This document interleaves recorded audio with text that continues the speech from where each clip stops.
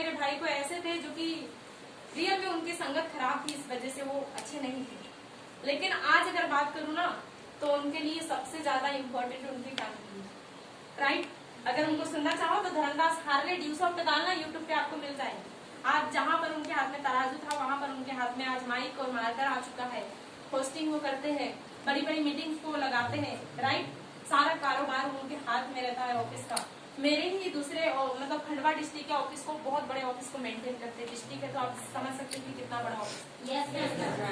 उसके बाद बात आती है किसकी, घर से बाहर निकलने की।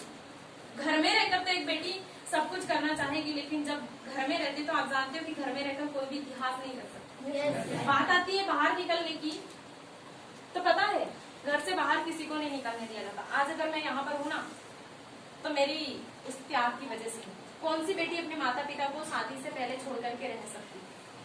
रह सकती है? क्या बेटे रह सकते हैं? मैं भी नहीं रह सकती, क्योंकि मेरे सीने में भी दिल है, मुझे भी दर्द होता है। लेकिन क्या करूं, मैं मजबूर हूँ। किस चीज से मजबूर थी?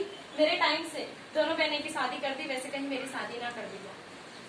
मैं डरती थी उस दिन से कि मेरी लाइफ में ऐसा कोई दिन ना आए जो कि इस शब्द का टीका मुझे लगा दिया जाए, राइट। मैं ये नहीं चाहती थी। मैंने मम्मी पापा से बात की, मम्मी पापा पूरे अपोज विरोध में हो गए, मुझे डायरेक्टली कहने लगे कोई ड्यूसॉफ्ट नहीं करना, सीधे घर में बैठे रहो, जो करना है खेती वेती का काम करना, पहले वाली जिंदगी हम जिएंगे, जिस दिन अच्छा लड़का आएगा उस दिन शादी कर दी जाएगी। अब उसके बाद पता है इतने बड़े बड़े सपने, वही वाली सिचुएशन जो यहाँ पर स्टार्टिंग में हमने जानी है ना, भूल जाने वाली बात, फुट फुट कर रोने वाली बात, वो जिंदगी मेरी हो चुकी थी, आ चुकी थी मेरी लाइफ में। लेकिन मैंने मम्मी पापा को समझाया, मैंने कहा मम्मी पापा को कि तुम मेरी शादी तो करोगे ना, तो बोले हाँ। शादी करके भी मैं जाऊंगी दूसरे के घर, लेकिन रियलिटी ये है कि मेरे मम्मी पापा को कहा, मैं अपने शब्द से मतलब बोल भी नहीं पा रही हूँ आज, लेकिन उस दिन मैंने मेरे मम्मी पापा को कहा कि मम्मी पापा तुम जिस दिन मेरी शादी करोगे ना उस दिन तो इस घर से मैं दूसरे घर में जाऊंगी, लेकिन आज आपको कुछ नहीं करना है, सिर्फ डिसाइड करना है, अपने माइंड में एक सॉफ्टवेयर फीड करना है, और वो ये सॉफ्टवेयर है। मेरे मतलब 12th क्लास में फेयरवेल पार्टी होती है, उस पार्टी की जबरदस्त एक क्यूट सी सुंदर सी मेरे पापा जी ने फोटो जो है एकदम मासूम सी लगा कर रखी है। उस टाइम में मैं जैसी थी वैसी। पापा जी बोलते हैं ये मतलब सबसे ज्यादा होनहार बेटी मेरी है, तो पापा जी ने लगा कर रखी है। मैंने मम्मी पापा को उठाया और सामने वाले जो है रूम में लेकर के आई। मेरे घर में गाय है, मतलब रूम में गाय बांधती, उस रूम में लेकर के आई। मैंने बोला मम्मी पापा मैं इस तस्वीर को यहाँ पर लगाती हूँ, हम मतलब बौद्ध वाले हैं, तो बौद्ध जी की जो तस्वीर पे माला रहती है ना, उस माला को निकाल कर लाई। मैंने बोला इस माला को तुम इस तस्वीर पे 3 साल के लिए चढ़ा दीजिएगा। कोई पूछे ना कि तुम्हारी बेटी कहाँ है तो सोच लेना कि मर गई, कह देना कि मर गई 3 साल के लिए। क्यों? क्योंकि मैं अपने जीवन में कुछ करना चाहती हूँ और आप ये चीज बर्दाश्त नहीं कर पाओ। ये चीज मैंने मेरे मम्मी पापा को बोला तो पता है मम्मी पापा रोने लग गए। क्यों रोने लग गए? क्योंकि एक बेटी कभी किसी भी माता पिता, क्या बोल सकते हो ऐसे आप? लेकिन ये रियलिटी है। कभी पूछ कर देखना धर्मराज बनकर सर से वही मुझे छोड़ने के लिए आए। क्यों? उनके सामने मैंने ऐसा तो नहीं बोला था, क्योंकि वो बस के पास खड़े थे मेरा सामान लेकर के मुझे बैठाने के लिए। मैं मोर्शी जब आने वाली थी काम स्टार्ट करने के लिए, हम 3 लड़कियां थी, तीनों लड़कियां आने वाली थी, तो दोनों को तो फ्रीडम मिल गया, लेकिन मुझे फ्रीडम नहीं मिल रहा था। तो दोनों मेरे साथ वाली क्या कहने लगी, बोले कोई ऐसे माता पिता को बोलती है क्या? बोली मत जाऊंगी। मैंने वापस से कहा मम्मी तुम मेरी शादी करोगे ना, सोच लेना कि आज तुम्हारी बेटी ससुराल चली गई। अगर कहेंगे ना कि भाग गई, ये हो गया वो हो गया, कहते हैं ऐसे लड़कियों को। मैंने बोला ऐसे ही बोलना कि मेरी बेटी मर गई, अब इस दुनिया में नहीं है, उसके बारे में कभी कोई पूछना। मैंने बोला ये मेरे हाथ से मैं माला चढ़ा दे रही हूँ, और रियल बता रही हूँ, मैंने मेरे हाथ से खुद की तस्वीर के ऊपर माला चढ़ाई। और उसके बाद कहा मम्मी आप टेंशन मत लो। और बस में बैठकर जब मैं आई ना तो मोर्शी तक पहुंची ना, बर्दाश्त नहीं हुआ मुझसे वो दिन।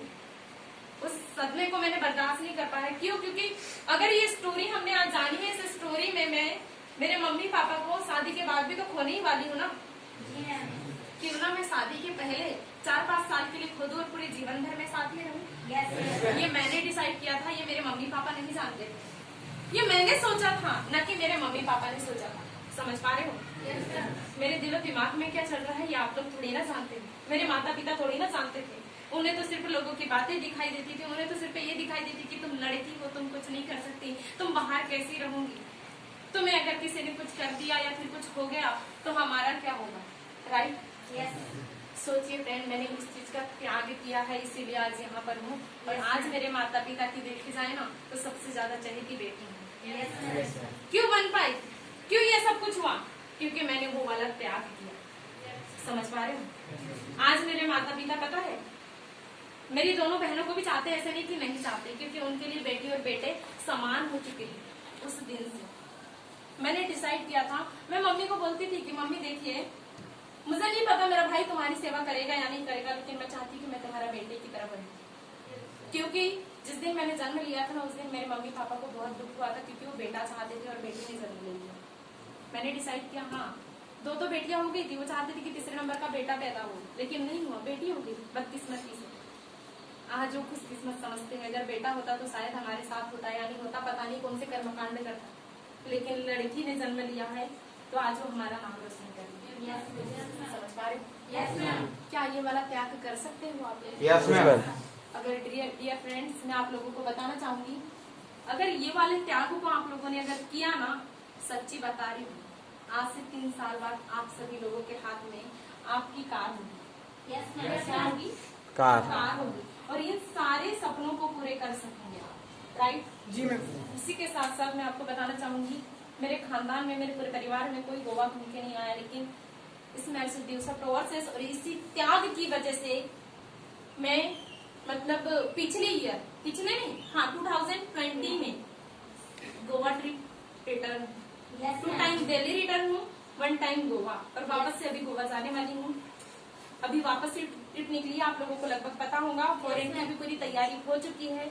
क्या लगता है दोस्तों, ये चीजें हमें नहीं मिल सकती? मिल सकती है। अगर रियल में आप ये सब चीजें चाहते हो तो इन चीजों को अपने जहन में उतार लेना, और वो वाला त्याग पूरी जिंदगी भर के लिए मत करना, सिर्फ 2 से 3 सालों के लिए कर लेना। रियल बता रही हूँ, जिंदगी में ऐसी खुशियां आएंगी कभी जाएंगी नहीं। हर दिन दिवाली लगेंगी, हर दिन त्योहार लगेगा, और हर दिन हम त्योहार ही मनाएंगे। राइट? चेहरे पे जो सिकन आती है ना, वो कभी नहीं आएंगी। समझ पा रहे हो? आई थिंक आप लोगों को सारी की सारी चीजें क्लियर हो चुकी होगी। इसी के साथ एक बात बताऊंगी और वाइंड अप करूंगी। हमें कहा जाता था कि हम कुछ नहीं कर सकते, एक बेटा हो या बेटी हो, उन्हें कमजोर साबित करने के लिए लोग पड़े रहते हैं। राइट? एक मनुष्य ने पता है इस धरती पे कैसे जन्म लिया है? एक ज्वालामुखी की तरह। राइट? एक मनुष्य ने इस धरती पे लिया है ज्वालामुखी की तरह। अगर उसने चाह लिया तो एक चिंगारी की तरह वो बाहर निकलेगा, और जिस दिन वो फटेगा और फटकर बिखरेगा तो हर घर को रोशन कर जाएगा, हर घर को रोशन कर जाएगी। लेकिन हाँ, कब? जब वो ज्वालामुखी अपने आप को समझेगा और समझ करके बाहर निकलेगा, और निकल करके वो फटेगा, और फट करके हर घर, हर मोहल्ले, हर गली में वो फैलेगा। क्या रेडी हो? Are excited?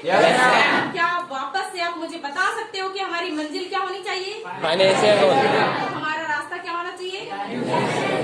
हमारी गाड़ी क्या होनी चाहिए? और हमारा ड्राइवर कौन होना चाहिए? Are you ready? दोस्तों, मैं आप सभी लोगों के साथ हूँ। बस 99 कदम हम बढ़ाएंगे, आपको एक कदम बढ़ाना है, और अपने सीनियर के साथ, जिन लोगों के साथ आप आए हो, उनके ऊपर ट्रस्ट करना है, और ट्रस्ट करके सिर्फ और सिर्फ इतना सा इन्वेस्टमेंट करना है, और जो मैंने बताया उतना सा त्याग करना है। जिंदगी में अगर दुख ने जगह बना ली ना तो वो पछताएगा। ऐसा काम उन्हें करना है। Are you ready? So wish you all the best. Nice to meet you. मिलते हैं।